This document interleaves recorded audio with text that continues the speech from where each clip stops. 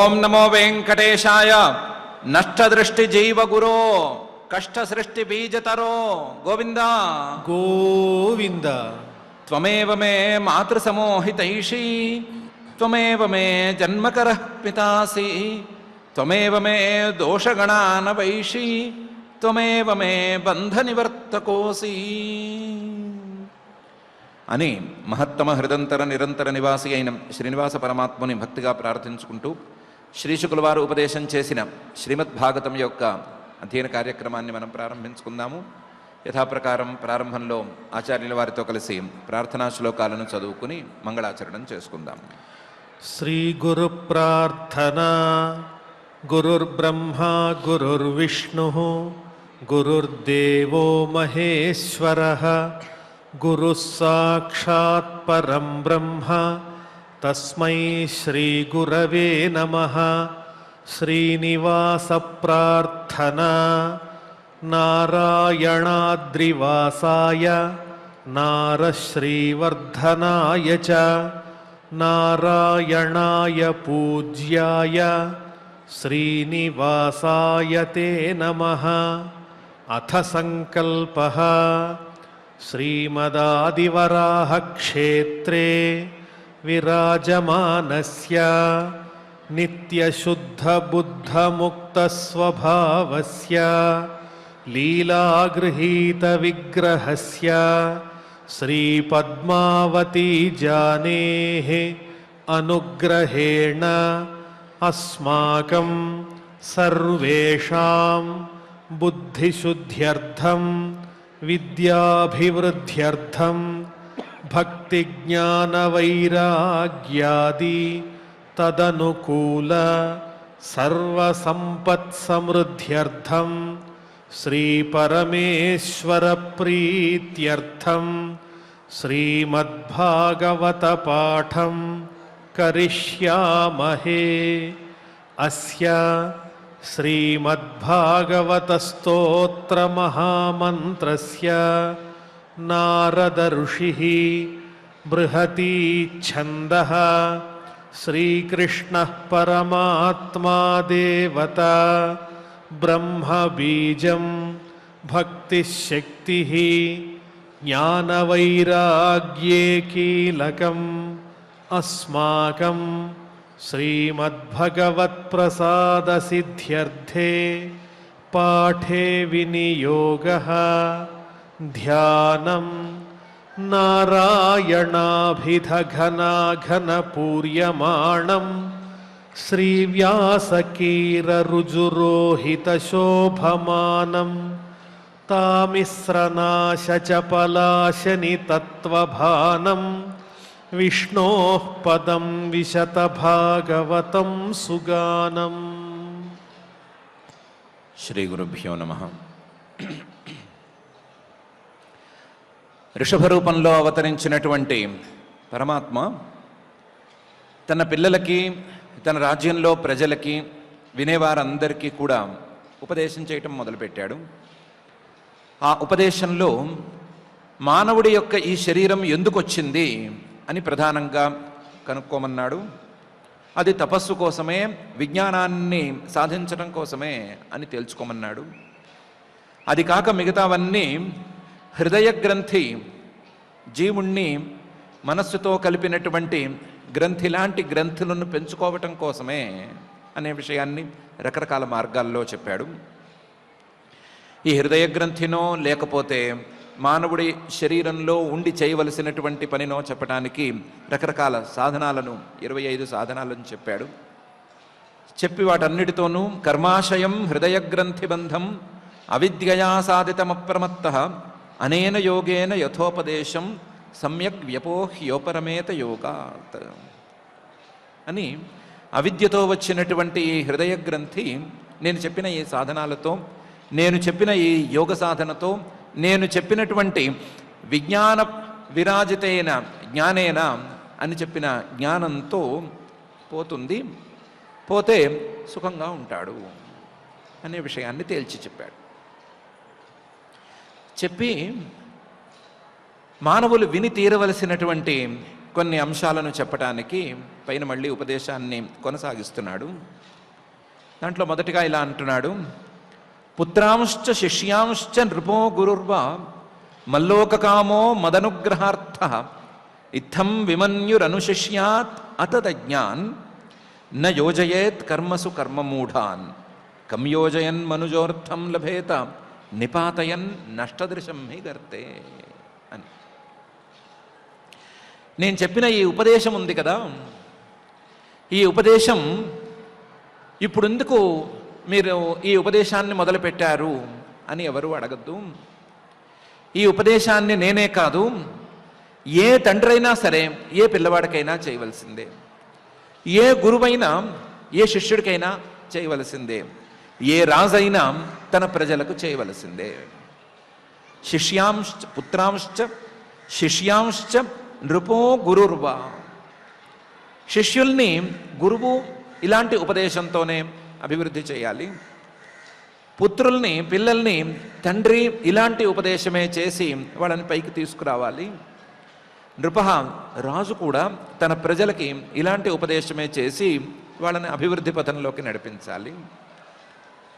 ఒకవేళ గనక ఈ తండ్రి కొడుకులు, గురు శిష్యులు, రాజు ప్రజలు వీళ్ళందరూ కూడా మల్లోకకామ, నా యొక్క లోకాన్ని కోరుకునే మాట అయితే, నా యొక్క లోకం ఆనందంతో నిండి ఉన్నటువంటి లోకం దాన్ని కోరుకునే మాట అయితే, మదనుగ్రహార్థ, నా యొక్క అనుగ్రహమే పరమావధి అని అనుకునే మాట అయితే ఇదే పని చేయాలి.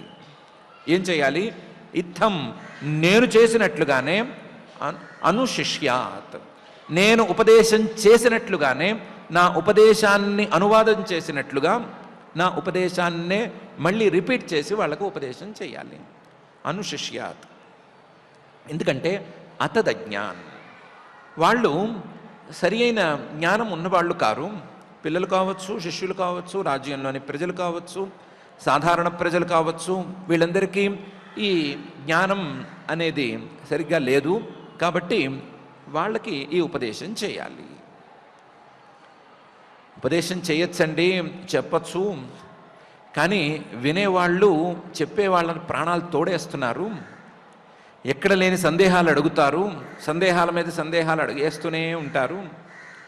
సందేహాలు అడుగుతున్నారు కదా అని సాధ్యమైనంత వరకు తీర్చి తీర్చి తీర్చి కష్టపడి వాళ్ళని ఏదో కన్విన్స్ చేస్తే అంతా అయిన తర్వాత ఇవన్నీ వినటానికి బాగుంటాయి కానీ ఆచరణకు మాత్రం పెద్దగా బాగుండవు అని కోపం కలిగించేటట్టు మాట్లాడి వెళ్ళిపోతారు.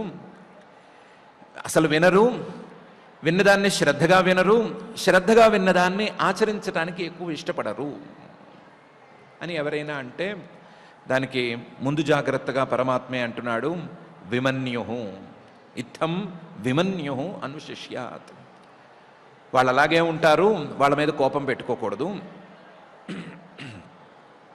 వాళ్ళని కోపగించుకున్నా, వాళ్ళ మీద కోపం పెట్టుకుని చెప్పకపోయినా సరే వాళ్ళే నష్టపోతారు. ఎందుకంటే వాళ్ళు అతదజ్ఞాః, వాళ్ళు తెలిసిన వాళ్ళు కారు, వాళ్ళు జ్ఞానం ఉన్నవాళ్ళు కారు. జ్ఞానం ఉన్నవాళ్ళు కారు కాబట్టి సందేహాలు అడుగుతారు. జ్ఞానం ఉన్నవాళ్ళు కారు కాబట్టి వినటానికి కూడా ఇష్టపడరు. జ్ఞానం ఉన్నవాళ్ళు కారు కాబట్టి జ్ఞానం అందిన వెంటనే దాన్ని ఆచరణలో పెడదాము అని అనుకోరు. కాబట్టి వాళ్ళ మీద ఏ కోపము ఉంచుకోకూడదు. వాళ్ళు అలాగే ఉంటారు, వాళ్ళు విసిగిస్తూనే ఉంటారు. ఎంత విసిగించినా సరే చెప్పేది చెప్పేస్తూనే పోవాలి అని చెప్పాడు. ఇత్థం విమన్యు అనుశిష్య దత జ్ఞాన్ అని. ఎందుకండి ఇంత రిస్కు? వాళ్ళు వినే మాట ఏదో వాళ్ళకి చెప్పేస్తే చెప్పిన వాడికి సుఖము, విన్నవాడికి సుఖము. వాళ్ళు వినే మాటలు కొన్ని ఉన్నాయి, ఫలానా రకంగా చేసుకో, ఈ రకంగా పనిచేయి, ఈ రకంగా నువ్వు అభివృద్ధిని సాధించు, ఇలా ముందుకెళ్ళు అంటే వింటారు. అలా వినేవాళ్ళని వినే మాటలు చెప్తే సుఖంగా ముందుకెళ్తారు. చెప్పేవాడికి సుఖం, వాళ్ళకి సుఖం కదా. ఎందుకు ఈ తగాదా అంటే దానికి కూడా పరమాత్మ కరాఖండిగా చెప్తున్నాడు సమాధానం. న యోజయేత్ కర్మసు కర్మమూఢాన్ అని. న యోజయేత్ కర్మసు, వాళ్ళని నేను అలా చేసుకో, ఇలా చేసుకో, ఈ పని చేస్తే నువ్వు ఇంకా పైకి వస్తావు, ఈ పెట్టుబడి పెడితే నువ్వు ఇంకా లాభపడతావు, ఇలాంటి మాటలు చెప్పకూడదు. నా యోజయేత్ కర్మసు. ఎందుకంటే ఆల్రెడీ వాళ్ళు కర్మ మూఢాహ, ఏ పని చేయాలి ఏ పని చేయకూడదు అనే దాని మీద ఆలోచన చేసి సిద్ధంగా ఉంచుకున్నారు. ఆ కర్మ మూఢత, కర్మలలో పడిపోయి క్రియలలో పడిపోయి అసలు విషయాన్ని పట్టించుకోకపోవటం అనే దాన్ని అలవాటులో ఉంచేసుకున్నారు. అలా అలవాటులో ఉంచుకున్న వాళ్ళని ప్రత్యేకించి ఇంకా కూడా ఆ మోహంలోకే తోసేయటం అనేది ఎందుకు? న యోజయేత్ కర్మసు కర్మ మూఢాన్. వాళ్ళకి ఇష్టమైనవి చెప్పి వాళ్ళు వినే మాటలు చెప్పి వాళ్ళని పాడు చేయొద్దు.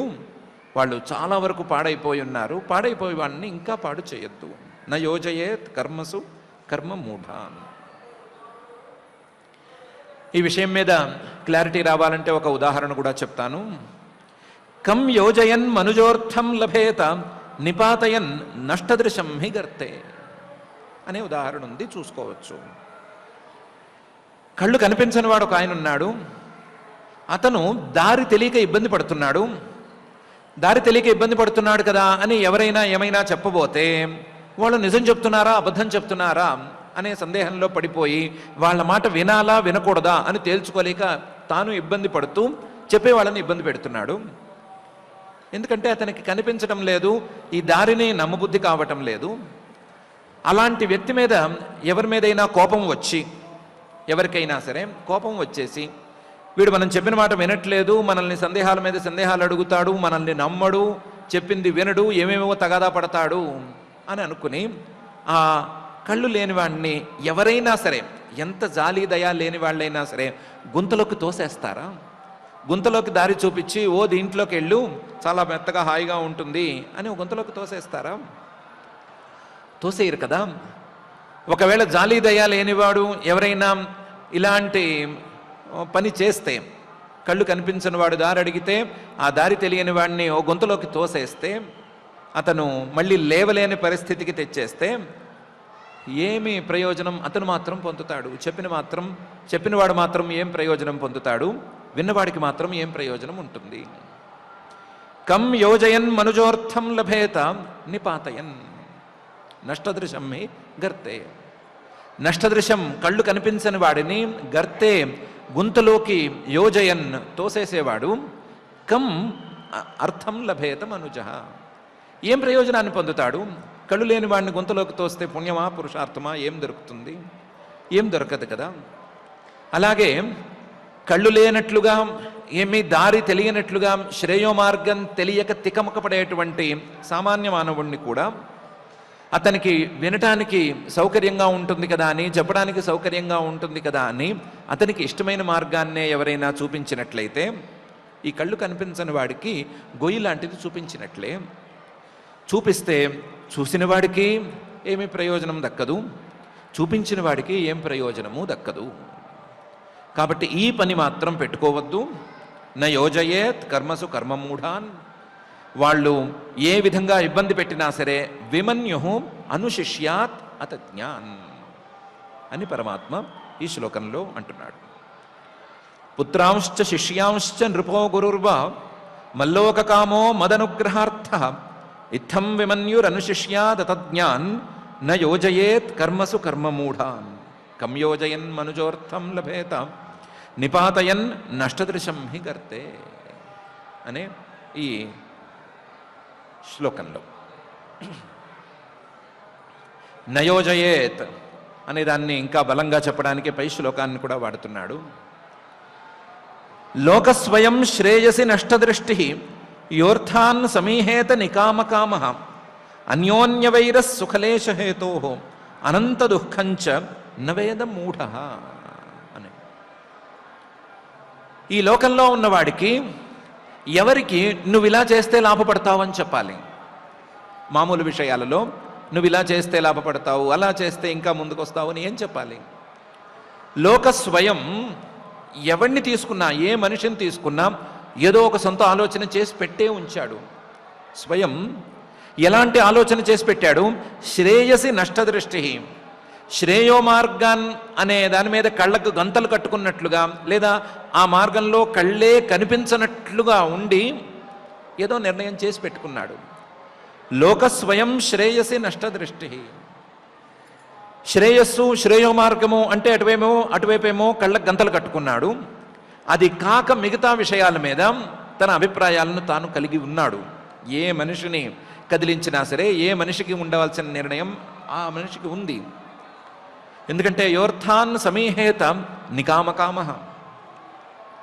ఎవరిని అడిగినా సరే నీకేం కావాలి అంటే వాళ్ళ లిస్టు వాళ్ళ దగ్గర ఉంది. అర్థాన్ సమీహేత. అందులోనూ నికామకామ, ఏది ముందు ఉంటుంది ఏది తర్వాత ఉంటుంది అనే దాని మీద కూడా అతనికి స్పష్టత ఉంది. నికామకామ, ఏది ఎక్కువగా ఇష్టం, ఏది పర్వాలేదు నిదానంగా వచ్చినా పర్వాలేదు అనే అంశం మీద కూడా అతనికి ఐడియా ఉంది.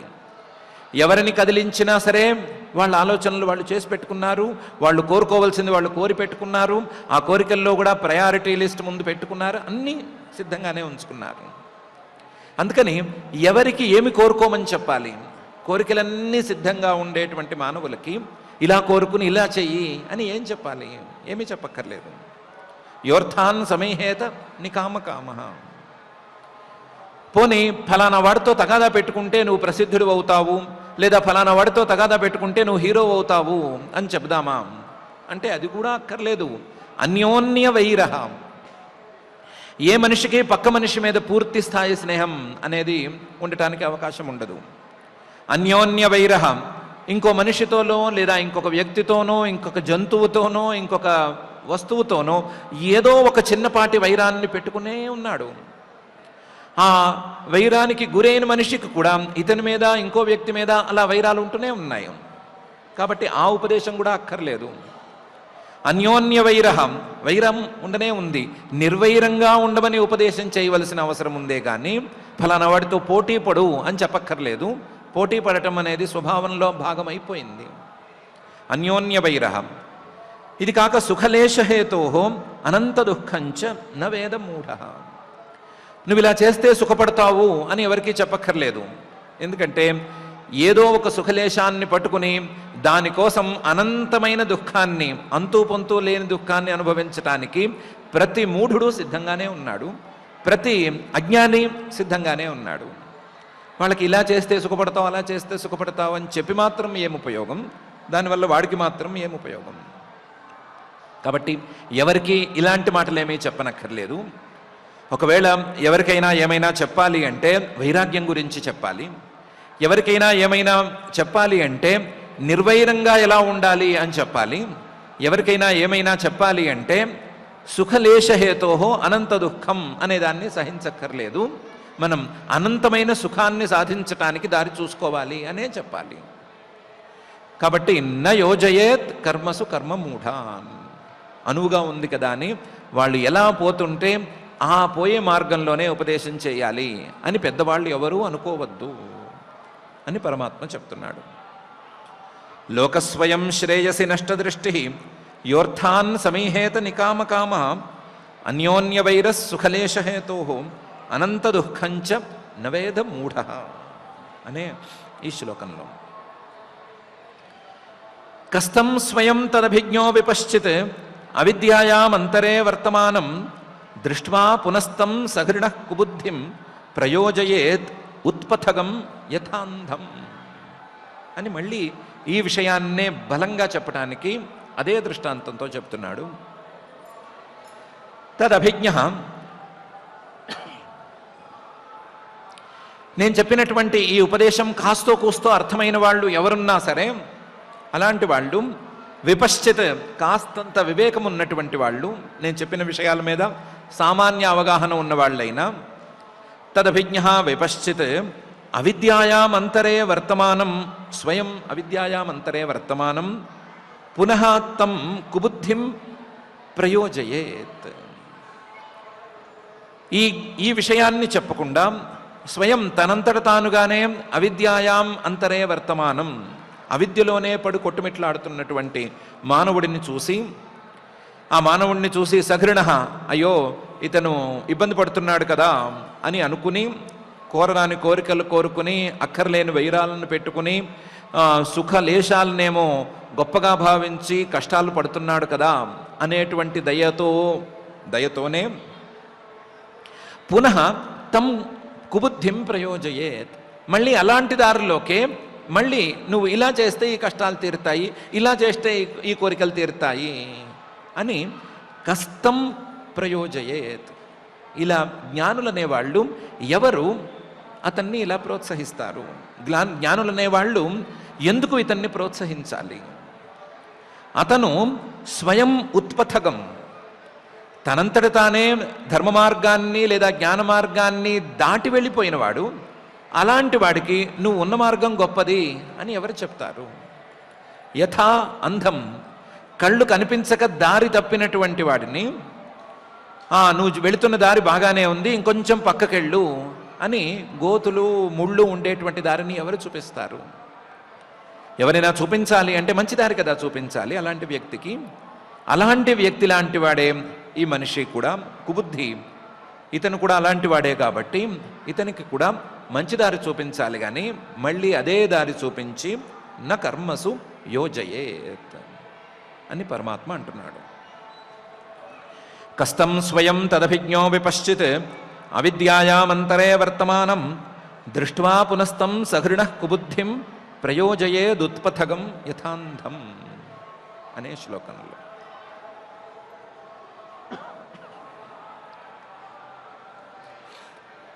ఇంకా కూడా పరమాత్మకి చెప్పింది చాలలేదు, అందుకని ఇంకా స్ట్రాంగ్గా పై శ్లోకంలో అంటున్నాడు. గురుర్న సస్యాత్ స్వజనో న సస్యాత్ పితా న సస్యాత్ జననీ న సా స్యాత్ దైవం న తత్స్యాన్ న పతిశ్చ సస్యాత్ నమోచయేద్య సముపేత మృత్యుం అని. ఏ మానవుణ్ణి తీసుకున్నా ఆ మానవుడు నేనేదో అడుగులు వేసేస్తున్నాను, అభివృద్ధికి అడుగులు వేసేస్తున్నాను అని అనుకుంటూ ఉంటాడు. చిన్నపిల్లవాడి దగ్గర నుంచి అందరూ అలాగే అనుకుంటారు. మానవుడు వేసేటువంటి అడుగులు అభివృద్ధి వైపుకి వెళుతున్నాయా, ఇంకో వైపుకి వెళుతున్నాయా? అభివృద్ధి వైపుకి వెళుతున్నాయే అని మానవుడు భ్రమపడుతున్నాడు. కానీ మానవుడు వేసేటువంటి ప్రతి అడుగు, మానవుడు కాలంతో పాటు వేసేటువంటి ప్రతి అడుగు అతన్ని సముపేత మృత్యువు దగ్గరికి తీసుకెళ్తోంది. అభివృద్ధి వైపుకు కాదు, మరణం వైపుకు వెళుతున్నాడు. ఇలాంటి మానవుడికి, అభివృద్ధి అనుకుంటూ ఇంకొక వైపుకు వెళుతున్నటువంటి మానవుడికి సరి అయిన ఉపదేశం గనక చేయకపోతే, తెలిసినవాడు సరి అయిన ఉపదేశం గనక చేయకపోతే అలాంటి వాడు గురుర్న సస్యాత్, అలాంటి వాడిని గురువు అని అనటానికి వీల్లేదు. స్వజనో న సస్యాత్, ఈ మార్గంలోకి సరిగ్గా ప్రేరణ ఇవ్వలేకపోతే అతను తనవాడు, స్నేహితుడు అని అనుకోవడానికి వీల్లేదు. పిత న సస్యాత్, ఇతన్ని తండ్రి అనటానికి కూడా వీల్లేదు. తండ్రి గనక ఈ మార్గంలో సరిగ్గా బోధలు చేయలేకపోతే, పిల్లలకి ఈ మాటలు చెప్పలేకపోతే అతన్ని తండ్రి అనుకోవడానికి కూడా వీల్లేదు.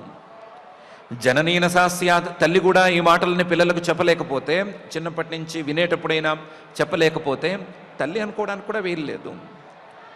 ఒకవేళ గనక దైవమే దిగి వచ్చినప్పుడు దైవం కూడా ఈ మాటలను చెప్పుకోలేకపోతే దైవం న తత్ స్యాత్, దాన్ని దైవం అని అనలేము, ఇంకోటేదో అనుకోవాల్సిందే. న పతిశ్చ సస్యాత్, ఏ రాజైనా తన రాజ్యంలోని ప్రజలకు ఈ మాటలు చెప్పుకోలేకపోతే అతన్ని రాజు అని అనటానికి వీల్లేదు. నమోచయేత్, అతను మానవుడు సముపేత మృత్యువు వైపు అడుగులు వేస్తూనే ఉన్నాడు, నిరంతరం అడుగులు వేస్తూనే ఉన్నాడు. ఆ అడుగులు వేయటం అనేది ఒక జన్మ కాకపోతే ఇంకొక జన్మ, ఇంకొక జన్మ కాకపోతే ఇంకొక జన్మ అనే జన్మలలో వేస్తూనే ఉన్నాడు. ఏ జన్మలో చూసినా అడుగులు అటువైపే పడుతున్నాయి అనేటువంటి వాణ్ణి నమోచయేత్, అటువైపు అడుగులు వేయనివ్వకుండా ఇంకొక వైపు అడుగులు వేయనివ్వలేకపోతే వీళ్ళందరూ చెప్పుకోవడానికేమీ లేదు అని పరమాత్మ అంటున్నాడు. గురుర్న సస్యాత్ స్వజనో న సస్యాత్ పితా న సస్యాత్ జననీ న సా స్యాత్ దైవం న తత్ స్యాత్ న పతిశ్చ సస్యాత్ నమోచయేద్య సముపేత మృత్యుం అని చాలా గట్టిగా మాట్లాడుతున్నాడు. నస్యాత్ నస్యాత్ నస్యాత్ అని కనిపిస్తోంది, కానీ అన్వయాన్ని కాస్తంత ఇటు అటు చేసి చూస్తే ఇంకా గట్టిగా కూడా మాట్లాడుతున్నాడు. ఒకవేళ గనక శిష్యులకి ఇలాంటి మంచి మాటలు చెప్పుకోలేకపోతే, మంచి మాటలు చెప్పడం నాకు చేత కాదు అని ఎవరైనా అనుకుంటే నేను గురువుని అని అనుకోవటం మానేస్తే మంచిది. గురుర్న సస్యాత్, గురువుగా అతను పనికిరాడు, కాబట్టి నేను గురువుని అని అనుకోకుండా ఉంటేనే మంచిది. గురుర్న సస్యాత్. ఎవరైనా తన స్నేహితులకి తెలిసి కూడా ఇలాంటి విషయాలను కనుక చెప్పలేకపోతే నేను ఫలానా వాడికి స్నేహితుణ్ణి అని అనుకోకుండా ఉంటేనే మంచిది. వాడు స్నేహితుడిగా పనికిరాడు. స్వజనో న సస్యాత్.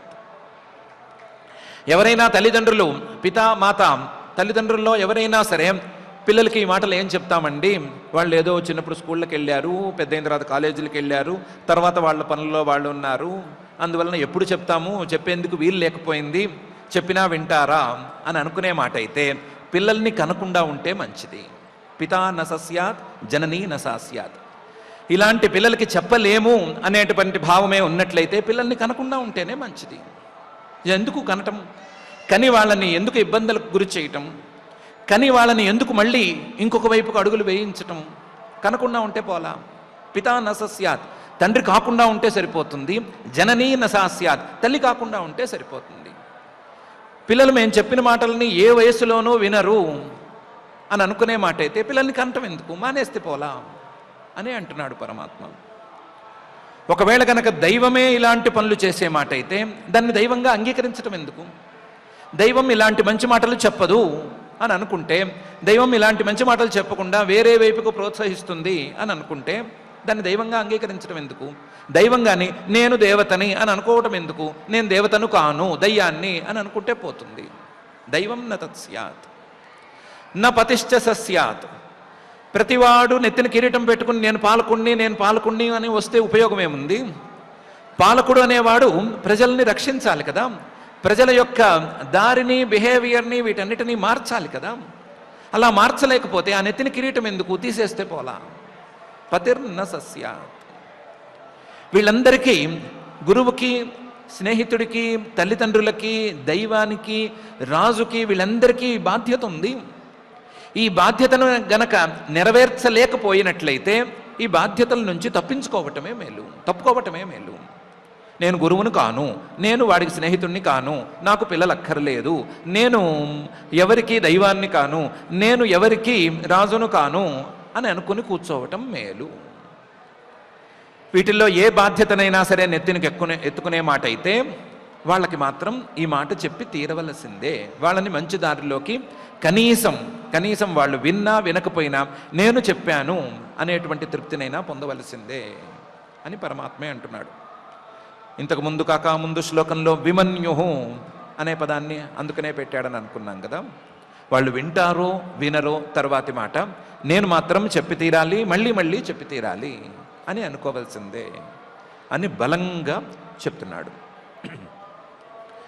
గురుర్న సస్యాత్, స్వజనో న సస్యాత్, పితా న సస్యాత్, జననీ న సాస్యాత్, దైవం న తత్స్యాన్ న పతిశ్చ సస్యాత్, నమోచయేద్యః సముపేత మృత్యుం అనే ఈ శ్లోకంలో.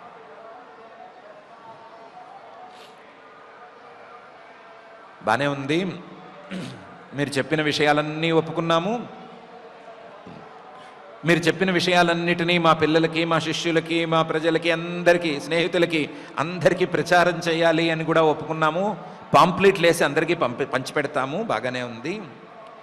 శరీరాన్ని ఇంత తిట్లు తిరుగుతున్నారు కదా, శరీరము, దానితో మనసుకి హృదయ గ్రంథి అని ఎన్ని తిట్లు తిడుతున్నారు కదా, తమరు శరీరాన్ని ఎందుకు ధరించారు? మరి శరీరాన్ని తమరు కూడా ధరిస్తే తమరు ఇలాంటి వాటన్నిటికీ లోబడి ఉండవలసిందేనా అని మనం పరమాత్మను అడిగితే దానికి పరమాత్మ చాలా చక్కటి సమాధానం చెప్తున్నాడు. ఇదం శరీరం మమ దుర్విభావ్యం సత్వం హిమే హృదయం యత్ర ధర్మ పృష్ఠే కృతో మే యదధర్మ ఆరాత్ అతో హిమాం ఋషభం ప్రాహురార్యా అని. నిజమే, శరీరం మీకు ఉంది, నాకు ఉంది, కానీ మీ శరీరం అనేది మీరు చేసుకున్నటువంటి కర్మలతో ఏర్పడింది, మీరు చేసుకున్న కర్మలకు ఫలితాలను అనుభవించటానికి వీలుగా ఏర్పడింది. నా శరీరం అలాంటిది కాదు. ఇదం శరీరం మమ దుర్విభావ్యం, నేను నా స్వంత ఇచ్ఛతో, నా కోరికతో నేను తయారు చేసుకున్న శరీరం. నేను నాభి చక్రవర్తి గారికి ఇచ్చినటువంటి వరాన్ని నిజం చేయటం కోసం నా అంతట నేను అనుకుంటే వచ్చినటువంటి శరీరం ఇది. ఇలా ఎవరైనా అనుకుంటే శరీరం వచ్చేస్తుందా అంటే మీకు అది అర్థం కాకపోవచ్చు. దుర్విభావ్యం, మీరు ఆ విషయాన్ని అర్థం చేసుకోలేకపోవచ్చు, ఆలోచించుకోలేకపోవచ్చు. కానీ నా వైపు నుంచి చూస్తే మాత్రం అది చాలా సులభమైనటువంటి వ్యవహారం. నాకున్న ఇచ్ఛాశక్తికి అది సులభంగానే అయిపోతుంది. ఇదం శరీరం మమ దుర్విభావ్యం. మీరు అడిగారు కదా, శరీరం ఉంటే శరీరంలో హృదయ గ్రంథి నీకు కూడా ఉందా అని. హృదయ గ్రంథి నాకు లేదు. ఎందుకు లేదు? సత్వం హిమే హృదయం. ఈ శరీరంలో నాకున్నటువంటి హృదయం మీలాగా పాంచభౌతికమైనటువంటి హృదయం కాదు. నాది శుద్ధ సత్వ ప్రధానమైనటువంటి హృదయం. సత్వగుణమే, త్రిగుణాత్మకమైనటువంటి మూల ప్రకృతిలో ప్రధానంగా ఉండేటువంటి సత్వగుణమే, అందులోనూ శుద్ధ సత్వగుణమే నా యొక్క హృదయం. సత్వం హిమే హృదయం. ఆ సత్వహృదయంలో యత్ర ధర్మ, కేవలం ధర్మ మాత్రమే ఉంటుంది, ధర్మమే ఉంటుంది. అధర్మం అనే దానికి ఆ హృదయంలో చోటు లేనే లేదు. అధర్మం అనేది ఆ హృదయంలోకి, ఆ సత్వంలోకి ప్రవేశించదు. అంత నిక్కచ్చిగా ధర్మపరంగా ఉండేటువంటి సత్వమాత్ర హృదయం. సత్వం హిమే హృదయం యత్ర ధర్మ. అందుకనే పృష్ఠే కృతోమే యదధర్మ ఆరాత్. అధర్మాన్ని దూరంగా తోసేశాను అని చెప్పటానికే నా విరాట్ పురుష శరీరంలో కూడా అధర్మాన్ని తీసుకెళ్ళి వీపు దగ్గర పెట్టాను. కంటికి కనిపించకుండా, చేతికి కూడా అందకుండా ఉంటుంది అని చెప్పటానికే, నాకు అధర్మం అనేది చాలా దూరంలో ఉంటుంది అని చెప్పటానికే విరాట్ పురుష శరీరంలో కూడా అదే పని చేశాను, ఈ శరీరంలో కూడా అదే పని చేస్తున్నాను. పృష్ఠేకృతో మే యదధర్మ ఆరాత్. అందువల్లే ఇలా ఉన్నాను కాబట్టే నా పేరు ఋషభ అని మా నాన్నగారు పెట్టారు. మా నాన్నగారు పెట్టినంత మాత్రాన సరిపోదు. ఆర్యాహ, శ్రేష్ఠులైన వాళ్ళందరూ కూడా మాం ఋషభం ప్రాహు, నన్ను శ్రేష్ఠుడిగా భావిస్తున్నారు, వాళ్ళ నోళ్లతో వాళ్ళు అంటున్నారు అని పరమాత్మ చెప్తున్నాడు. ఏమంటున్నాడు పరమాత్మ? మానవుల యొక్క శరీరం వాళ్ళ కర్మలతో కదా తయారైంది. వాళ్ళ కర్మలు ధర్మంతో కలిసిన అధర్మమో, అధర్మంతో కలిసిన ధర్మమో ఈ రూపంలోనే ఉంటున్నాయి. మానవుడు చేసేటువంటి ఏ మంచి పని ప్యూర్గా ఉండటం లేదు, మంచి పనిగానే ఉండటం లేదు, ధర్మంగానే ఉండటం లేదు. అందులో ఎంతో కొంత అధర్మ సంకరం అనేది జరిగి తీరుతోంది. మానవుడి యొక్క అధర్మం కూడా అంతే, అందులో ఎంతో కొంత ధర్మ సంకరం ఉంటే ఉండవచ్చు. ఎంత దొంగ అయినా సరే, దొంగతనానికి వెళ్ళినా సరే, పోన్లే మొత్తం దోచేసుకుంటే రేపటి రోజున వీడేం తింటాడు, ఓ 10 రూపాయలు అట్టి పెడదాము అనుకుని ధర్మ సంకల్పంతోనే దొంగతనం చేయొచ్చు, చెప్పలేం. కాబట్టి మానవుడి యొక్క ప్రతి క్రియ ధర్మంతోనూ అధర్మంతోనూ కూడి ఉంది. శుద్ధమైనటువంటి ధర్మాన్ని పట్టుకోవడం మానవుడికి చేత కావటం లేదు, శుద్ధమైన అధర్మాన్ని పట్టుకుని దానికి తోసేయటం అనేది మానవుడికి చేత కావటం లేదు. చేత కావటం లేదు కాబట్టి ఈ ధర్మాధర్మ మిశ్రితమైనటువంటి తన కర్మలకి ఫలితంగా ఈ మానవ శరీరం మొదలైన శరీరాలను పొందుతున్నాడు. ధర్మం ఎక్కువగా ఉంటేనేమో పైకి వెళుతున్నాడు, అధర్మం ఎక్కువగా ఉంటే కిందకి, బరువుకి కిందకి జారిపోతున్నాడు. ధర్మాధర్మం సమానంగా ఉంటే ఈ మధ్యలో ఎటు కాకుండా తేలుతున్నాడు. కానీ ధర్మాధర్మాలతో కలిసే ఉంటున్నాడు. నేను ఎలా ఉంటున్నాను అంటే, ఒకవేళ శరీరాన్ని ధరించవలసి వస్తే ఆ శరీరంలో ధర్మాన్నే ప్రధానంగా చేసుకుంటున్నాను, అధర్మాన్ని పూర్తిగా వెనక్కి తోసేస్తున్నాను. ఈ ధర్మం చేసేటప్పుడు, అధర్మం చేసేటప్పుడు నేను కర్తని అనేటువంటి భావనను నేను తెచ్చుకోవటం లేదు, ఈ కర్మాన్ని నేను అంటించుకోవటం లేదు, ఈ కర్మల్ని నాతో నేను కలుపుకోవటం లేదు. కలుపుకోకుండా నా ఇచ్ఛాశక్తితో శరీరాలను అప్పుడప్పుడు లోకక్షేమం కోసం భరిస్తూ వెళ్తున్నాను. కాబట్టి నా శరీరం, మీ శరీరం, ఈ రెండు వేరువేరుగా ప్రవర్తిస్తున్నాయి. ఈ శరీరంలో నాకు భోగాలు లేవు, మీ శరీరంలో మీ కర్మలకు మీకు భోగాలు ఉండనే ఉన్నాయి అని చెప్తున్నాడు. ఇదం శరీరం మమ దుర్విభావ్యం సత్వం హిమే హృదయం యత్ర ధర్మ పృష్ఠే కృతో మే యదధర్మ ఆరాత్ అతో హిమాం ఋషభం ప్రాహురానియా. ఈ కారణం చేత శరీరాన్ని ధరించినా సరే, శరీరాన్ని ధరించి మామూలు మనిషిలా కనిపించినా సరే, మనుషుల కంటే నేను శ్రేష్ఠుడుగానే మిగిలిపోతున్నాను. నేను ఎప్పటికీ శ్రేష్ఠుడుగానే ఉంటున్నాను. మనుషులు ఎప్పటికీ ఈ ధర్మాధర్మాల కలబోత లాంటి శరీరాన్ని భరిస్తూనే ఉన్నారు అని చెప్పాడు. చెప్పి నా శరీరం గురించి ఎక్కువ విచారణ చేయొద్దు, మీ ఉన్న శరీరాన్ని మళ్ళీ రానివ్వకుండా ఏం చేయాలో దాన్ని విచారణ చేసుకోండి అని కూడా ఒక సూచన చేసి కొన్ని జాగ్రత్తలు చెప్పటానికి పైన ఉపదేశ గ్రంథాన్ని ప్రారంభిస్తున్నాడు. ఈ జాగ్రత్తలు చెప్పటం అనేది తన పిల్లలకి చెప్తున్నట్లుగా చెప్తున్నాడు, కానీ అందరికీ వర్తించేటట్లుగానే చెప్తున్నాడు. దాంట్లో మొదటిగా తస్మాత్ భవంతో హృదయేన జాతాః సర్వే మహీయాంస మముం సనాభం అక్లిష్టబుద్ధ్యా భరతం భజధ్వం శుశ్రూషణం తద్భరణం ప్రజానాం అనే శ్లోకం చెప్తున్నాడు. తస్మాత్, నేను శరీరాన్ని ప్రత్యేకించి ఒక కారణంతో తీసుకుని మీ ముందు అవతరించి ఉన్నాను కాబట్టి, నా శరీరం మీ శరీరం అనేది చాలా తేడాగా ఉంది కాబట్టి, భవంతః మీరందరూ కూడా హృదయేన జాతాః నా హృదయంతో నా మానస పిల్లలుగా మానసపుత్రులుగా పుట్టారు. అంతే తప్ప మిగతా మనుషుల్లాంటి సంతానం నాకు లేదు. తస్మాత్ భవంతః హృదయేన జాతాః. మీరు పుట్టారు, 100 మంది ఉన్నారు, 100 మంది గొప్పవాళ్ళు, 100 మందిలోనూ సర్వే మహీయాంసం అముం సనాభం అక్లిష్ట బుద్ధ్యా భరతం భజధ్వం. మీ 100 మందిలోనూ ఉన్నవాళ్లలో చాలా శ్రేష్ఠుడు ఈ భరతుడు, మహాయోగి మహావిరాగి, ఈయన శ్రేష్ఠుడు. కాబట్టి ఈ శ్రేష్ఠుడైనటువంటి మీలో కూడా శ్రేష్ఠుడైనటువంటి భరతుడిని, సనాభం మీ సోదరుణ్ణి, అక్లిష్ట బుద్ధ్యా భజధ్వం, మాత్సర్యాదులేవి లేకుండా మీరు ఇతన్ని సేవించుకోండి, ఇతను చెప్పినట్లు నడుచుకోండి. సర్వే మహేయాంస మముం సనాభం అక్లిష్ట బుద్ధ్యా భరతం భజధ్వం. మీ అందరికీ నా మీద శ్రద్ధ ఉంది, నా మీద భక్తి ఉంది అని నాకు తెలుసు. మీ అందరూ నాకు శుశ్రూష చేసుకోవాలి అని నిరంతరం ఎదురు చూస్తూ ఉంటారని నాకు తెలుసు. అలాగే మీరందరూ కూడా మీకు ఇచ్చినటువంటి బాధ్యతలను, ప్రజాపాలన లాంటి బాధ్యతలన్నిటినీ నెరవేర్చడానికి సిద్ధంగా ఉంటారు అని నాకు తెలుసు. కానీ మీరు గనక మీ అన్నగారు, పెద్దన్నగారు భరతుడి వెంట నడిస్తే, ఆయన చెప్పినట్లు నడుచుకుంటే నాకు శుశ్రూష చేసినట్లు, శుశ్రూషణం తత్. మీరు గనక ఆయన చెప్పినట్లుగా నడుచుకుంటే తద్భరణం ప్రజానాం, నేను అనుకున్నట్లుగా మీరు అనుకున్నట్లుగా ప్రజాపాలన అనేటువంటి కార్యక్రమాన్ని చక్కగా చేసినట్లు. కాబట్టి మీ బాధ్యతల నిర్వహణలో భాగంగానే, మీకు నా మీద ఉన్నటువంటి భక్తిలో భాగంగానే మీరు మీ పెద్దన్న గారి మాట వినండి అని చెప్పాడు. తస్మాత్ భవంతః హృదయేన జాతాః సర్వే మహీయాంస మముం సనాభం అక్లిష్టబుద్ధ్యా భరతం భజధ్వం శుశ్రూషణం తద్భరణం ప్రజానాం అనే ఈ శ్లోకం. చిన్నపాటి మార్పు చేసుకుంటే మనకు కూడా పనికొచ్చేటువంటి ఉపదేశం. పరమాత్మనైనటువంటి నాకే మీరందరూ పిల్లలు, హృదయేన జాతాః నా సంకల్పంలో భాగంగానే మీరందరూ కూడా పుట్టారు.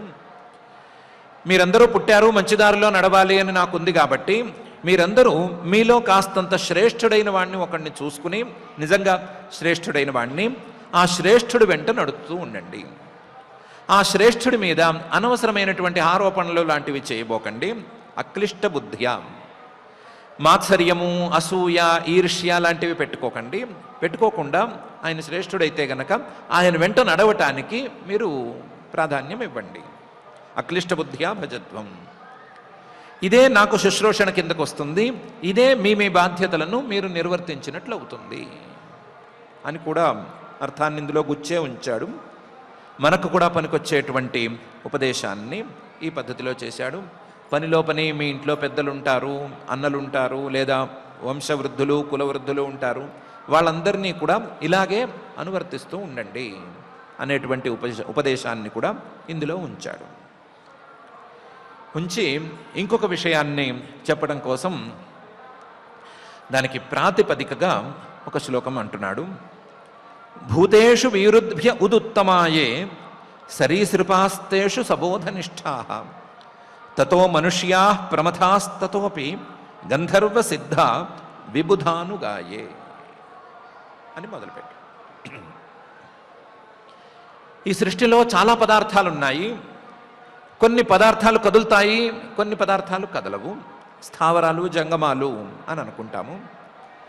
ఈ స్థావర జంగమాల్లో భూతేషు వీరుద్భ్య, స్థావరాల కంటే కదలకుండా ఉండేటువంటి వస్తువుల కంటే కదలకుండా ఉంటూనే కాస్తంత చలనం ఉండేటువంటి చెట్లు, వీరుత్ అంటే చెట్లు, అవి శ్రేష్టాలు. ఆ వీరుద్భ్య ఒక చోట నుంచి మరొక చోటకి కదలలేని ఈ చెట్ల కంటే కూడా ఉదుత్తమాహ ఏ సరీసృపాహ, పాక్కుంటూ ఒక చోట నుంచి ఇంకొక చోటకి వెళ్ళగలిగినటువంటి పాకే పురుగులు, పాకే జీవాలు, అవి కాస్తంత ఉత్తమాలు. కాస్తంత ఏం కర్మ, ఉదుత్తమాయే, చాలా చాలా ఉత్తమాలు. కదలకుండా ఒకే చోట పడి ఉండటం, అక్కడే అటు ఇటు ఊగుతూ ఉండటము, ఎంత గాలి వచ్చినా సరే తట్టుకోవలసి రావటం, ఇవన్నీ కష్టాలే కదా. దానికంటే ఏదైనా అనిపిస్తే అక్కడి నుంచి కదిలి ఇంకో చోటికి వెళ్ళగలిగినటువంటి సరీసృపాలు శ్రేష్టాల లెక్కే. తేషు, ఈ పాకేవి కదిలేవి ఇలాంటి జీవాల్లో కూడా సబోధ నిష్ఠాహ, కాస్తంత ఆలోచనతో అటు ఇటు వెళ్ళేటువంటి పశువులు మొదలైనవి ఇంకొంచెం శ్రేష్టం, ఉదుత్తమాహ. వీటన్నిటికంటే కూడా, ఈ పశువుల కంటే కూడా తతో మనుష్యాహ, మనుష్యులు శ్రేష్ఠులు. ఎందుకంటే సబోధనిష్టాహ, జ్ఞానాన్ని వాడుకోవటం, కొత్త ఆలోచనలు చేయటం అనేటువంటి గుణం వీళ్ళలో ఉంది. పశువులకి జ్ఞానం ఉంది, కానీ ఆ జ్ఞానం వాళ్ళకి ఇన్బిల్ట్ జ్ఞానం, వచ్చిందేదో వచ్చిందే, అటు ఇటు మారదు, దాంతో నడుచుకోవాల్సిందే. దానికంటే మనిషి అనేవాడికి కొత్త ఆలోచన, పనికొస్తుందో పనికిరాదో తర్వాత మాట, కొత్త ఆలోచన అయితే ఉంది, ఆ ఆలోచనతో పనిచేస్తాడు. తతః ప్రమథాహ, ఈ మనుషులకు ఉండేటువంటి పరిమితుల కంటే భూత ప్రేతాదులకు పరిమితులు కాస్తంత తక్కువ.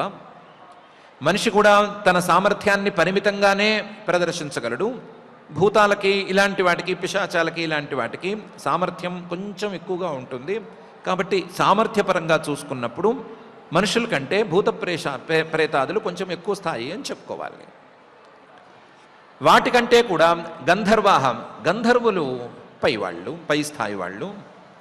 గంధర్వుల కంటే కూడా సిద్ధ జాతికి చెందినటువంటి వాళ్ళు, వాళ్ళు పైవాళ్ళు.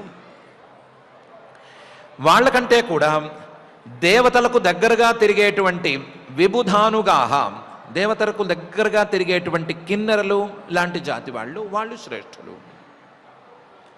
భూతేషు వీరుద్భ్య ఉదుత్తమాయే సరీసృపాః తేషు సబోధనిష్ఠాః తతో మనుష్యాః ప్రమథాస్తతోపి గంధర్వ సిద్ధాః విబుధానుగాయే అని మొదలుపెట్టాడు.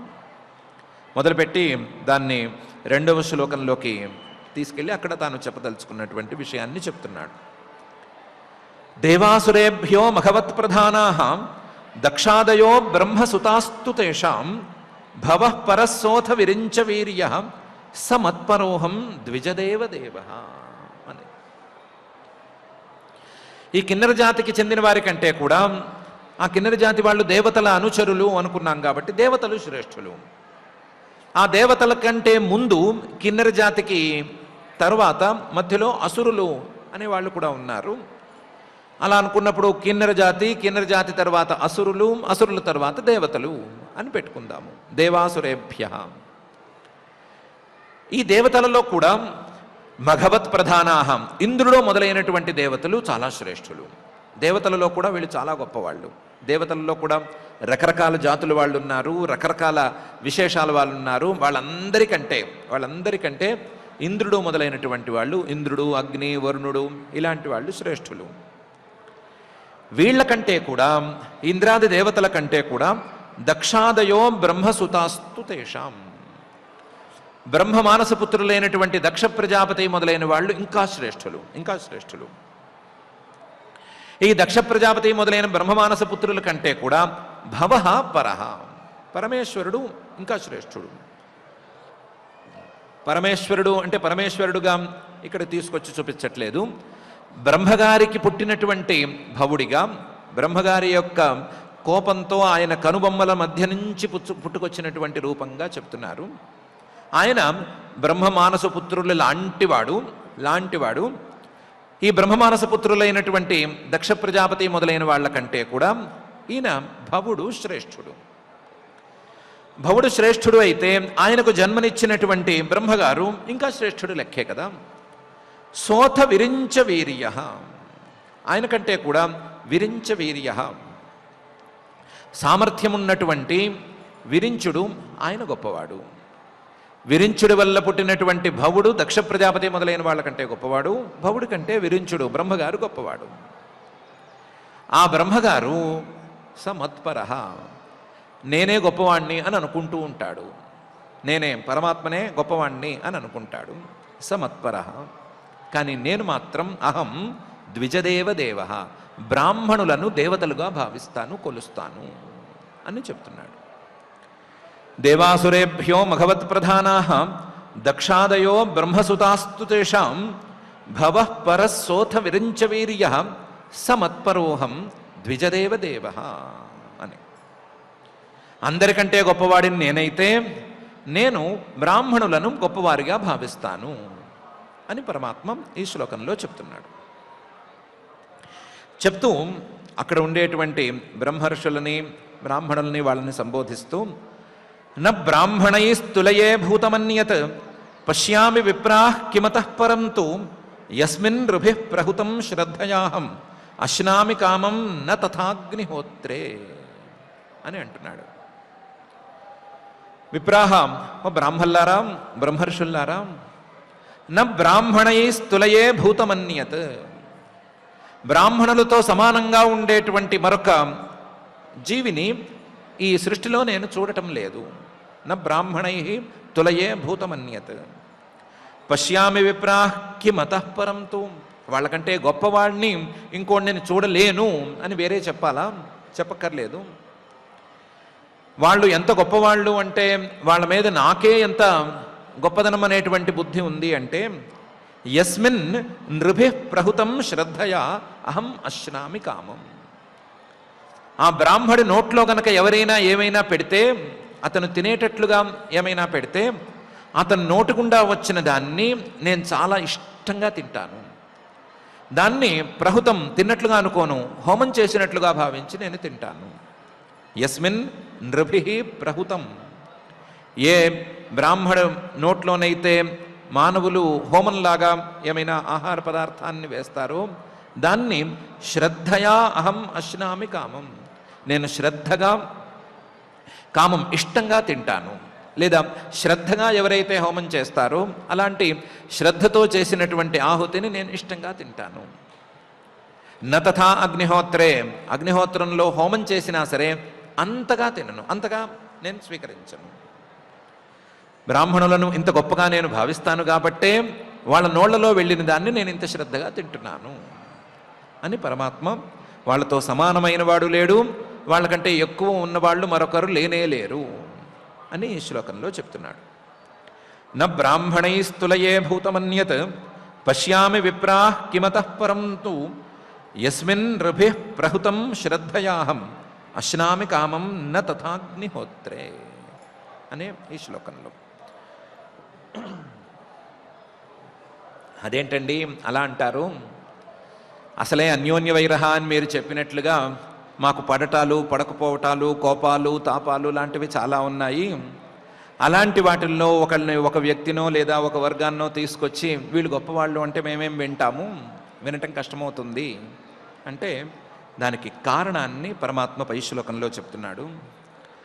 ధృతాతనూరుషతీ మే పురాణి ఏనేహ సత్వం పరమం పవిత్రం శమోదమః సత్యమనుగ్రహశ్చ తపస్థితిక్షానుభవశ్చ యత్ర అని.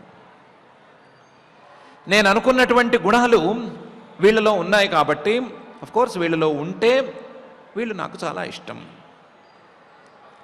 అందులో మొదటి గుణం ధృతాతనూరుషతీ మే పురాణి,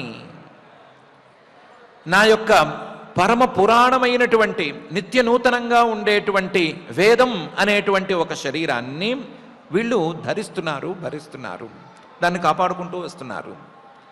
తాము చదువుకుని తమ పిల్లలకు శిష్యులకు అందరికీ చెప్పి నా శరీరాన్ని వాళ్ళు పెంచుతున్నారు. ధృతాతనూహు, నా యొక్క వేదరూపమైనటువంటి శరీరాన్ని వీళ్ళు ధరించున్నారు. ఎలాంటి శరీరం అది? ఉషతి, చాలా అందమైనటువంటి శరీరం. ఏ మానవుడికైనా సరే కావలసినటువంటి అన్ని పురుషార్థాలను అందించగలిగినటువంటి శరీరం. అలాంటి శరీరం పురాణి, నిత్యనూతనంగా ఉండేటువంటి శరీరం. పురా అపి నవం, ఇంతకు ముందు కొత్తగా ఉండేది, ఇప్పుడు కొత్తగానే ఉంటుంది. మానవులు మారిపోతూ ఉండొచ్చు, మానవుల యొక్క స్వభావాలు కొత్త కొత్తగా మారిపోతూ ఉండొచ్చు. ఎంతమంది మానవులు వచ్చి ఎన్నెన్ని కొత్త స్వభావాలను చూపించినా వాళ్ళందరికీ కూడా కొత్తగా కనిపించేటువంటి శరీరం అది వేదం అనేటువంటి శరీరం. ఆ శరీరాన్ని వీళ్ళు ధరించి ఉన్నారు కాబట్టి మానవుల జ్ఞానానికి కావలసినటువంటి నా వేద శరీరాన్ని వీళ్ళు పోషిస్తున్నారు కాబట్టి వీళ్ళంటే నాకు ఇష్టం. ఇంతేకాదు, ఏనేహ సత్వం పరమం పవిత్రం ధృతం, వాళ్ళు పరమ పవిత్రమైనటువంటి సత్వమయమైనటువంటి సాత్వికమైనటువంటి మనస్సును భరిస్తున్నారు, సాత్వికమైన మనస్సుతో ఉన్నారు, సాత్వికంగా వ్యవహరిస్తున్నారు, నా యొక్క వేద శబ్దాలను ప్రచారం చేస్తున్నారు. ఇంతేకాదు, శమః శమప్రధానంగా ఉన్నారు, దమః దమప్రధానంగా ఉన్నారు, అంతర్బహిరింద్రియ నిగ్రహాన్ని కలిగి ఉన్నారు, సత్యం సత్యాన్నే పలుకుతున్నారు, అనుగ్రహశ్చ సాటివారి మీద ఎప్పుడు అనుగ్రహ బుద్ధితోనే ఉన్నారు, తపః తపఃప్రధానంగా జీవితాన్ని సాగిస్తున్నారు, తితిక్ష ద్వంద్వ సహనాన్ని అలవాటుగా ఉంచుకున్నారు, అనుభవశ్చ యత్ర అనుభవం కోసమే పాకులాడుతున్నారు. అనుభవం అంటే ఆత్మతత్వానుభవం, ఆ అనుభవం కోసమే పాకులాడుతున్నారు, ఆ అనుభవం ప్రధానంగా ఉన్నారు. బ్రహ్మర్షులు మొదలైన వాళ్ళైతే అనుభవ ప్రధానంగా ఉన్నారు, మిగతా వాళ్ళు అనుభవం కోసం పాకులాడుతున్నారు. ఇలాంటి లక్షణాలు ఉన్నాయి కాబట్టి ఇలాంటి లక్షణాలు ఉంటే నాకు వాళ్ళు ఇష్టంగా ఉన్నారు అని పరమాత్మ చెప్తున్నాడు. ధృతా తనూ రుషతీ మే పురాణి ఏనేహ సత్వం పరమం పవిత్రం శమో దమః సత్యం అనుగ్రహశ్చ తపస్థితిక్షానుభవశ్చ యత్ర అనే ఈ శ్లోకంలో. ఇంతేకాదు, వీళ్ళంటే నాకు ఇష్టం ఉండటానికి ఇంకొక కారణం కూడా ఉంది. ఈ కారణం ఉంటే నాకు ఇష్టంగా ఉంటుంది. అనంతాత్ పరతః పరస్మాత్ స్వర్గాపవర్గాధిపతేర్న కించిత్ యేషాం కిము స్యాదితరేణ తేషాం అకించనానాం మయి భక్తి భాజాం అని. ఎవరైనా సరే మత్తః అపి అనంతాత్ పరతః పరస్మాత్ స్వర్గాపవర్గాధిపతేర్న కించిత్ యేషాం కిము స్యాత్, వీళ్ళు నా నుంచి కూడా ఏమీ కోరుకోవటం లేదు. నా నుంచి కూడా మత్తోపి, నేను ఎలాంటి వాడిని? అనంతాత్ అనంతుడిని, అనంతమైన ప్రభావం ఉన్నవాడిని, పరతః పరస్మాత్ అందరికంటే పెద్దవాడిని, అందరికంటే గొప్పవాడిని. ఇలాంటి నా నుంచి కూడా ఏమీ కోరుకోకుండా ఉన్నారు. నేను ఎలాంటి వాడిని? స్వర్గాపవర్గాధిపతే, స్వర్గానికి, స్వర్గం దాని తాలూకు సుఖాలు వీటికి, అపవర్గం మోక్షం దీనికి, రెండిటికి కూడా అధిపతిని. ఇలాంటి వాడినైనటువంటి నా నుండి కూడా నకించిత్ యేషాం కిము స్యాత్, ఏమీ కోరుకోవటానికి లేదు అనేటువంటి పరిస్థితిలో ఉన్నారు. ఇలాంటి వాళ్ళు కిము స్యాద్ ఇతరేణ తేషాం, ఇలాంటి వాళ్ళు మిగతా వాటిని, మిగతా వ్యక్తులని ఏమడుగుతారు? మిగతా వ్యక్తుల నుంచి, వస్తువుల నుంచి ఏమని ఆశిస్తారు? ఏమీ ఆశించరు. నా నుంచే ఏమీ ఆశించరు, నాకంటే భిన్నంగా భావించేటువంటి వస్తువుల నుంచి కూడా ఏమీ ఆశించరు. అకించనానాం, ఏమీ లేకుండా ఉండటానికి ఇష్టపడతారు. మయి భక్తి భాజాం, నా యందు భక్తిని కలిగి ఉండటానికి ఇష్టపడతారు, నా యందు భక్తిని కలిగి ఉంటారు. నా యందు భక్తినే తప్ప ఇంక దేన్ని కోరుకోరు. అలాంటి వాళ్ళు నాకు ఇష్టం అని వేరే ఏం చెప్పాలి? మత్తోప్యనంతాత్ పరతః పరస్మాత్ స్వర్గాపవర్గాధిపతేర్న కించిత్ యేషాం కిము స్యాదితరేణ తేషాం అకించనానాం మయి భక్తి భాజాం అని పరమాత్మ అంటున్నాడు. సర్వాణి మధ్యష్ణ్యతయా భవద్భిః చరాణి భూతాని సుతాధ్రువాణి సంభావితవ్యాని పదే పదేవో వివిక్త దృగ్భిః తదుహార్హణం మే అనే పై శ్లోకంలో నేను మీ బ్రాహ్మణుల మీద, ఈ జ్ఞానుల మీద మీకు శ్రద్ధను కలిగించాను. ఈ శ్రద్ధతో మీరు వారి యొక్క ఉపదేశాన్ని గ్రహించి సర్వభూత సమానత్వం అనేటువంటి గుణాన్ని సాధించవలసింది. వాళ్ళ యొక్క అనుగ్రహంతో, వాళ్ళ యొక్క ఉపదేశంతో మీరు సర్వభూత సమానత్వాన్ని సంపాదించవలసింది అని ఈ శ్లోకంలో చెప్తున్నాడు. సర్వాణి మధ్యష్ణ్యతయా భవద్భిః చరాణి భూతాని సుతాద్ ధ్రువాణి సంభావితవ్యాని. సర్వాణి అన్ని ప్రాణులన్నీ కూడా మధ్యష్ణ్యతయా, నా యొక్క స్థానాలు లేదా నా యొక్క అధిష్టానాలు అని భావించి, మధ్యష్ణ్యతయా భవద్భిః మీరందరూ కూడా చరాణి ధ్రువాణి చ సంభావితవ్యాని, చరమైనటువంటి భూతాలని లేదా కదిలేటువంటి భూతాలని, కదలనటువంటి భూతాలని, స్థావర జంగమాలని అన్నిటినీ కూడా సంభావితవ్యాని చక్కగా గౌరవించుకోండి, సమానమైనటువంటి దృష్టితో చూసుకోండి. ప్రతి ప్రాణిని, ప్రతి వస్తువుని సమానమైనటువంటి దృష్టితోనే చూడాలి. ఏ వస్తువుని దీని నుంచి మినహాయించకూడదు. సుతః, ఓ పిల్లల్లారా, ఈ పని పదే పదే వహ, ప్రతి క్షణము చేసుకొని తీరాలి. పదే పదే వహ, ప్రతి క్షణము ఈ రకమైనటువంటి భావన రావాలి అంటే మీకు కావలసినటువంటి వివిక్త దృగ్భిః, వివేకాన్ని మీరు పొందండి. వివిక్త దృగ్భిః అంటే వివేకవంతమైనటువంటి దృష్టితో ఈ పని చూడండి, ఈ పని చేయండి. మాత్సర్యం మొదలైనటువంటి దోషాలను పక్కన పెట్టేయండి. మాత్సర్యం, ఈర్ష్య లేదా ఇంకొక ద్వేషం, ఇచ్ఛ, రాగం లాంటి వాటన్నిటినీ పక్కన పెట్టేయండి. పక్కన పెట్టేసి పవిత్రమైనటువంటి దృష్టితో ఈ పని చేయండి. దానికి కావాలంటే ఉపదేశాన్ని సహాయంగా తీసుకోండి. వివేకాన్ని అందుకోవటానికి ఉపదేశాన్ని తీసుకోండి. ఉపదేశం ద్వారా ఈ వివేకాన్ని అందుకుని మీరు సర్వభూతాలను సమానంగా చూడటం అనే దాన్ని అలవాట్లో పెట్టుకోండి. గుర్తుంచుకోండి సుతాహ, పిల్లలారా, తదుహార్హణం మే, నాకు నిజమైన పూజ అనేది ఇదే. సర్వభూతాలను సమానంగా చూడటమే నాకు నిజమైన పూజ అని పరమాత్మ చెప్తున్నాడు. సర్వాణి మధ్యష్ణ్యతయా భవద్భిః చరాణి భూతాని సుతాధ్రువాణి సంభావితవ్యాని పదే పదేవో వివిక్త దృగ్భిః తదుహార్హణం మే అని చెప్పి, మనోవచో దృక్కరణే హితస్య సాక్షాత్కృతం మే పరిబర్హణం హి వినాపుమాన్ ఏన మహావిమోహాత్ కృతాంతపాశాన్ న విమోక్తుమీషేత్ అనే శ్లోకాన్ని చెప్పి తన ఉపదేశాన్ని పూర్తి చేసేస్తున్నాడు. మనోవచో దృక్కరణే హితస్య, మీ మనస్సులతో చేసే పని కావచ్చు, వచః మీ నోటితో చేసే పని కావచ్చు, దృక్ మీ చూపుతో చేసే పని కావచ్చు, కరణ మీకున్నటువంటి ఇతర ఇంద్రియాలు, ఇతర అవయవాలు వీటితో చేసే పనులు కావచ్చు. కరణేహితస్య, ఏ పనైనా సరే ఆ క్రియలన్నిటినీ కూడా నాకు సమర్పణ చేసేసేయండి. ఏ రకమైనటువంటి సమర్పణ? పరిబర్హణం, నాకే పూజలాంటి సమర్పణ, మళ్ళీ అందులోంచి ఫలితాన్ని ఆశించని సమర్పణ, దాన్ని చేసేయండి. మే పరిబర్హణం హి సాక్షాత్కృతం, ఇదే ఉత్తమమైనటువంటి ఫలం. మనోవచో దృక్కరణే హితస్య సాక్షాత్కృతం మే పరిబర్హణం హి.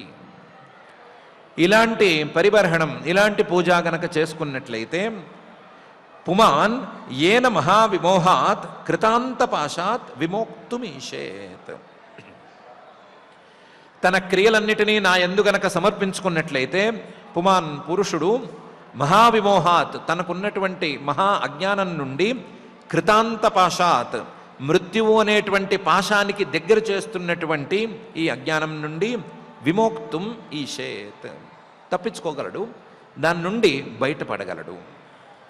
ఇలా గనక చేయకపోయినట్లయితే, వినా ఇది లేకపోయినట్లయితే, ఈ రకమైనటువంటి అర్పణం, పూజనం, అర్హణం అనేది గనక లేకపోయినట్లయితే విన పుమాన్ ఏన మహావిమోషాత్ కృతాంతపాశాత్ న విమోక్తుమిహేత్. తన యొక్క అజ్ఞానం నుండి, తన యొక్క మృత్యుద్వారంగా ఉండేటువంటి అజ్ఞానం నుండి అతను బయటపడనే పడలేడు. కాబట్టి మానవుణ్ణి అజ్ఞానానికి, దాని తాలూకు మృత్యువుకి దగ్గర చేస్తున్నటువంటి ఈ క్రియలన్నిటినీ కూడా నాకు సమర్పణ చేసుకోవటం అనేటువంటి పని చేయండి అని చెప్పి పరమాత్మ తన ఉపదేశాన్ని పూర్తి చేసేశాడు. మనోవచో దృక్కరణే హితస్య సాక్షాత్కృతం మే పరిబర్హణం హి వినా పుమాన్ ఏన మహావిమోహాత్ కృతాంత పాశాన్న విమోక్తుమీషేత్ అనే ఈ శ్లోకం. ఉపదేశాన్ని ఇక్కడికి పూర్తి చేశాడు. తర్వాత ఏం చేశాడు అనేది పైన వస్తుంది, దాన్ని చూసుకుందాము. కాకపోతే చేసిన ఉపదేశంలో మనం విని తీరవలసినటువంటి ఒక ప్రధానమైన ఉపదేశాన్ని ఈరోజైతే చేశాడు. అది మనకి కాస్తంత తెలిసినా సరే అది మన పిల్లలకి, మన స్నేహితులకి, లేదా మన శిష్యులకి, మన అందరికీ కూడా చెప్పి తీరాలి. అలా కాకుండా వేరే మాటలైతే చెప్పక్కర్లేదు, వేరే రకమైన మాటలైతే వాళ్ళకి అక్కర్లేదు. వేరే మాటలకైతే వాళ్ళు ఎప్పుడో రెడీగా ఉన్నారు, వాళ్ళే మనకు చెప్పే పరిస్థితుల్లో ఉన్నారు. ఈ మాట, ఈ మంచి మాట మనిషి శరీరం, ఆ శరీరాన్ని సార్థకం చేసుకోవటం, అందులో ఉండేటువంటి విశేషాలు, ఈ శరీరం ఎక్కడి నుంచి వచ్చింది, ఆ కర్మలేంటి, కర్మలకు మూలమేంటి, ఆ పరమ మూలమేంటి, ఆ పరమ మూలం మంచిదా చెడుదా లాంటి విశేషాలను మనకు తెలిసినంత మన పిల్లలకి, మన శిష్యులకి, మన స్నేహితులకి చెప్పుకొని తీరాలి. ఇది చెప్పుకోలేకపోతే గనక మనం మన బాధ్యతల నుండి పూర్తిగా తప్పుకున్నట్లే. లేకపోతే మన నెత్తి మీద మనమే పెట్టుకున్నటువంటి కిరీటాన్ని మనమే తోసుకున్నట్లే. అందులో ఏమీ మొహమాటం అక్కర్లేదు. ఎవరైనా నేను తండ్రిని అని నెత్తిన కిరీటం పెట్టుకున్న మాట అయితే, నేను నా పిల్లల్ని చాలా చక్కగా పెంచాను, నా పిల్లలు ఆ స్థాయిలో ఉన్నారు, ఈ స్థాయిలో ఉన్నారు అని చెప్పుకునే మాట అయితే దానికి ఏమీ విలువ లేదు. దానికంటే నా పిల్లలకి నేను మంచి మాటలు చెప్పాను, ఈ మాటలు చెప్పాను, వింటారో వినరో వాళ్ళ ఇష్టం లేదా వాళ్ళ సౌకర్యం అని అనుకుంటే అది నిజంగా బాధ్యత ఉన్నట్టు. వెనకాల దానికి విలువేమీ లేదు, దీనికి మాత్రమే విలువ అని పరమాత్మ చెప్పాడు. ప్రత్యేకించి పితా నసస్యాత్ జననీ నసాస్యాత్ అని తల్లిని తండ్రిని ఇద్దరినీ కలిపి ఈ విషయాన్ని చెప్పాడు. కాబట్టి మనకు ఎప్పుడు తెలిసిందో, ఎలా తెలిసిందో, ఎంత తెలిసిందో, ఏమి తెలిసిందో తర్వాతి మాట, మనకు తెలిసినటువంటి మంచిని మనం మన చుట్టుపక్కల అంతటా కూడా ప్రచారం చేయాలి అనటానికి పరమాత్మ చాలా గట్టి కారణాన్ని ఇచ్చాడు. ఆ కారణాన్ని మనం నిజంగానే అర్థం చేసుకొని దానికి తగ్గట్లుగా నడుచుకుందాము. ముఖ్యంగా తల్లి, తండ్రి లేదా స్నేహితుడు లాంటి కిరీటాలు ఊడగట్టుకోవటానికి మనం సిద్ధంగా లేము కాబట్టి, అవి కిరీటాలనే అనుకుంటున్నాం కాబట్టి దానికి తగ్గట్లుగా నడుచుకుందాం. అయితే దానికి తగ్గట్లుగా నడుచుకోవాలంటే మనకైనా కాస్తైనా తెలియాలి కదా. తెలియాలంటే ఏం చేయాలి అంటే తెలిసిన వాళ్ళ దగ్గర నుంచి వినాలి. వినాలంటే ఏం చేయాలి అంటే మనసులో ఉండేటువంటి మాత్సర్యాలు లాంటి వాటిని పక్కన పెట్టాలి. వినటానికి అవి చాలా అడ్డు. ఆ మాత్సర్యంగా కనిపించదు, దోషంగా కనిపించదు, సందేహంలాగా బయటకు వస్తుంది. ఏం చెప్పినా సరే సందేహం అడుగుతూ ఉండటము, ఏం చెప్పినా సరే పైన ప్రశ్న వేయటము, ఇలా కాదు అలా చెప్తే బాగుంటుంది అని అనుకుంటూ ఉండటం లాంటి రూపంలో బయటకు వస్తుంది. కానీ నిజంగా జాగ్రత్తగా నిష్పక్షపాతంగా గనక వెతుక్కొని చూసుకుంటే అది మాత్సర్యం తాలూకు ప్రభావమే అయి ఉంటుంది. కాబట్టి వినాలంటే ఏం చేయాలి? మాత్సర్యాన్ని పక్కన పెట్టాలి. మాత్సర్యాన్ని పక్కన పెట్టాలి అంటే దాంతోపాటు చాలా గుణాలను పక్కన పెట్టవలసి ఉంటుంది. సహజంగానే పెంచుకున్నటువంటి వైరభావాన్ని పక్కన పెట్టాల్సి ఉంటుంది, లేదా ఇంకా చాలా గుణాలు మనలో సహజంగా పెరిగి ఉన్నాయి, వాటన్నిటినీ పక్కన పెట్టవలసి ఉంటుంది. కాబట్టి వాటన్నిటినీ పక్కన పెట్టి పరిశుద్ధంగా వినటం అనే అంశం మీద మనం చాలా పెద్ద ఎక్సర్సైజ్ చేయవలసి ఉంది. వాటిని జాగ్రత్తగా చేసుకుని మనం కాస్తంతైనా విని మనం విన్నదాన్ని మన పిల్లలకి, మన స్నేహితులకి అందరికీ పంచి పరమాత్మ చెప్పినటువంటి ఈ దారిలో నడుచుకుందామని ప్రయత్నం చేసుకుందాం. మనం వినేటప్పుడు కానీ లేదా మనం చెప్పినప్పుడు వినేటప్పుడు కానీ ఏ మనసులోనూ ఏ రకమైనటువంటి మాత్సర్యాదులు ఉండకుండా చూడమని ఆ మహత్తమ హృదంతర నిరంతర నివాసి అయినటువంటి శ్రీనివాస పరమాత్మని భక్తిగా ప్రార్థించుకుందాము. ఆ ప్రార్థనతో ఈరోజుకి పారాయణ కార్యక్రమాన్ని ప్రారంభించుకుందాం. ఈరోజు మనం పంచమ స్కంధం పంచమాధ్యాయంలో 15వ శ్లోకం నుంచి పారాయణ చేసుకుంటూ ఉన్నాం. అథ అథ శ్రీమద్భాగవతే శ్రీమద్భాగవతే పారమహంస్యాం సంహితాయాం పారమహంస్యాం సంహితాయాం పంచమస్కంధే పంచమస్కంధే పంచమోऽధ్యాయః పంచమోऽధ్యాయః పుత్రాంశ్చ శిష్యాంశ్చ నృపో గురుర్వా పుత్రాంశ్చ శిష్యాంశ్చ నృపో గురుర్వా మల్లోకకామో మదనుగ్రహార్థః మల్లోకకామో మదనుగ్రహార్థః ఇత్థం విమన్యురనుశిష్యాదతజ్ఞాన్ ఇత్థం విమన్యురనుశిష్యాదతజ్ఞాన్ నయోజయేత్ కర్మసు కర్మమూఢాన్ నయోజయేత్ కర్మసు కర్మమూఢాన్ కం యోజయన్మనుజోర్ధం లభేత కం యోజయన్మనుజోర్థం లభేత నిపాతయన్నష్టదృశం హి గర్తే నిపాతయన్నష్టదృశం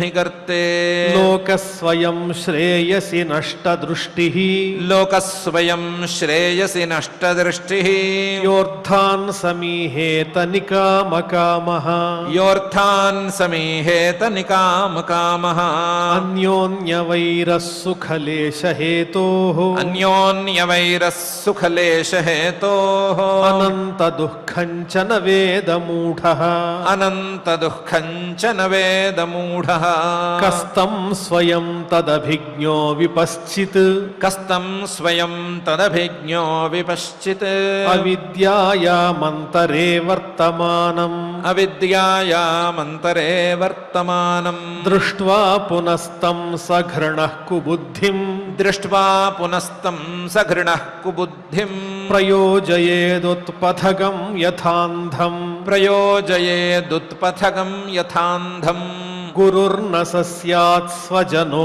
న సస్యాత్ గురుర్న సస్యాత్ స్వజనో న సస్యాత్ పితా న సస్యాత్ జననీ న సా స్యాత్ పితా న సస్యాత్ జననీ న సా స్యాత్ దైవం న తత్స్యాన్న పతిశ్చ సస్యాత్ దైవం న తత్స్యాన్న పతిశ్చ సస్యాత్ నమోచయేద్య సముపేత మృత్యుం నమోచయేద్యః సముపేత మృత్యుం ఇదం శరీరం మమ దుర్విభావ్యం ఇదం శరీరం మమ దుర్విభావ్యం సత్వం హి మే హృదయం యత్ర ధర్మః సత్వం హి మే హృదయం యత్ర ధర్మః పృష్ఠే కృతో మే యదధర్మ ఆరాత్ పృష్ఠే కృతో మే యదధర్మ ఆరాత్ అతో హి మాం వృషభం ప్రాహురార్యాః అతో హి మాం వృషభం ప్రాహురార్యాః తస్మాత్ భవంతో హృదయేన జాతాః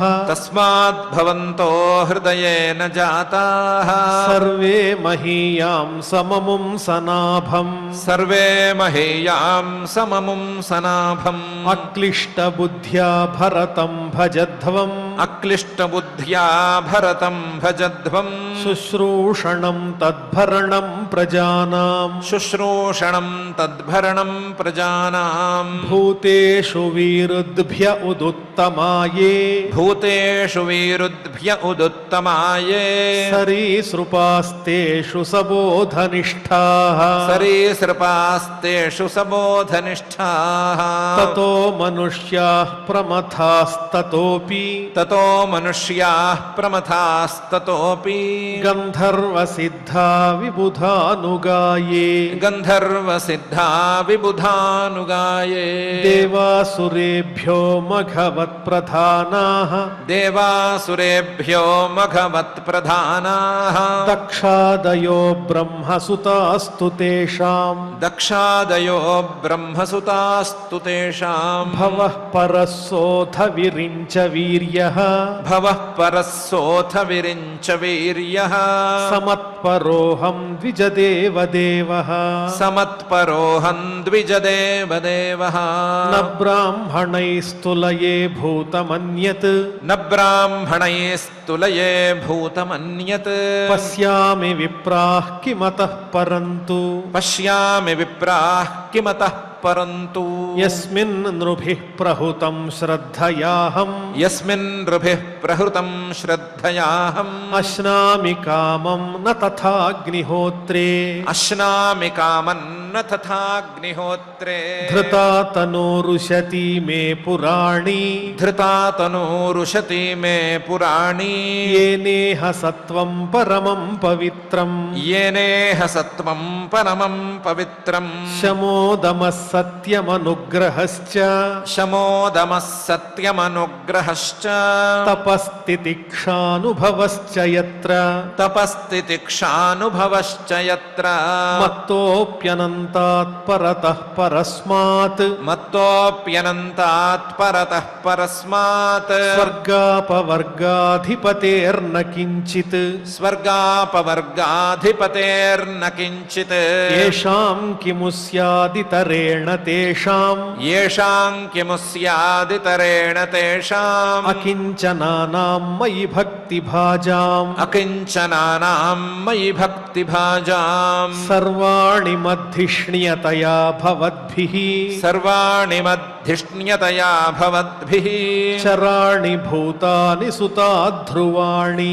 చరాణి భూతాని సుతాధ్రువాణి సంభావితవ్యాని పదే పదేవో సంభావితవ్యాని పదే పదేవో వివిక్తదృగ్భిస్తదుహార్హణం మే వివిక్తదృగ్భిస్తదుహార్హణం మే మనోవచో దృక్కరణే హితస్య మనోవచో దృక్కరణే హితస్య సాక్షాత్కృతం మే పరిబర్హణం హి సాక్షాత్కృతం మే పరిబర్హణం హి వినా పుమాన్యేన మహావిమోహాత్ వినా పుమాన్ యేన మహావిమోహాత్ కృతాంతపాశాన్న విమోక్తుమీశేత్ కృతాంతపాశాన్న విమోక్తుమీశేత్ ఇతి ఇతి శ్రీమద్భాగవతే శ్రీమద్భాగవతే పారమహంస్యాం సంహితాయాం పారమహంస్యాం సంహితాయాం పంచమస్కంధే పంచమస్కంధే పంచమాధ్యాయే శ్లోకాః పంచమాధ్యాయే శ్లోకాః. పారాయణ కార్యక్రమాన్ని భక్తి శ్రద్ధలతో పరిపూర్ణం చేసుకున్నాం. ఇప్పుడు అందరం కలిసి క్షమా ప్రార్థనాదులు పలుకుదాం. అథ క్షమా ప్రార్థన యదక్షరపదభ్రష్టం మాత్రాహీనం చ యద్భవేత్ తత్సర్వం క్షమ్యతాం దేవ నారాయణ నమోస్తుతే.